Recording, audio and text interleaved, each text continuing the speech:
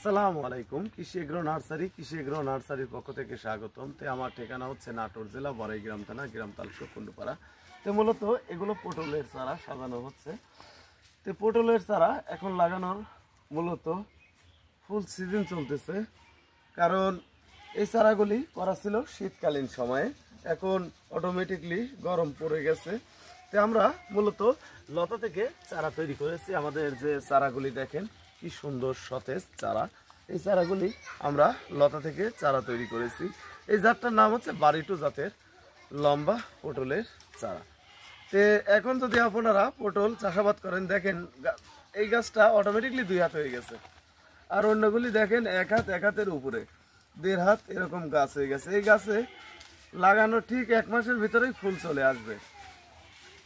আর এটা লাগাইতে হবে মূলত উঁচু জমিতে, যে জমিতে বন্যার পানি বা বৃষ্টির পানি ওঠে না, এমন জমিতে আপনারা পটল চাষাবাদ করলে দেখা যাবে একই জমিতে 2 বছর 3 বছর পর্যন্ত আপনারা পটল চাষাবাদ করতে পারবেন।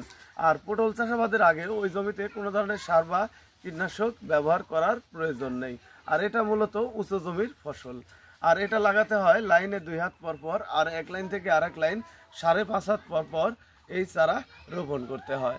ভিউয়ার্স, এটা মাছাতে যদি চাষ করেন তাহলে পটলের কালারটা অনেক সুন্দর হবে, আর মাটিতে চাষ করলে দেখা যাবে এক সাইডে সাদা টাইপের হবে। তাতে দেখা যায় মাছাতে চাষ করলে পটলের কালার সুন্দর, দামেও বেশি। আর এটা খাটো জাতের সাথে লম্বা জাতের পটলের বাংলাদেশে বাজারজাতকরণের জন্য চাহিদা অনেক বেশি। ভিউয়ার্স, আমরা লম্বা জাতের পটলের চারা তৈরি করেছি। এই যে ক্যারেটগুলি দেখতে পাচ্ছেন, বাংলাদেশের বিভিন্ন জেলায় পাঠাবো, সে কারণে আমরা ক্যারেটগুলি প্রসেসিং করতেছি। এভাবে আমরা বাংলাদেশের প্রতিটি জেলায় 64 জেলাতেই আমরা এভাবে মাল পাঠাচ্ছি। আপনারা যদি পাইকারি আমাদের কাছ থেকে পটলের চারা সংরক্ষণ করতে চান তাহলে স্ক্রিনে দেওয়া নাম্বারে যোগাযোগ করবেন। আর নিয়মিত বাংলাদেশের প্রতিটি জেলায় আমরা পটলের চারা সেল দিয়ে থাকি। আর আমাদের এই ভিডিওটি অবশ্যই একটি লাইক শেয়ার করবেন। আপনারা যারা নতুন অবশ্যই একটি সাবস্ক্রাইব করবেন। আসসালামু আলাইকুম।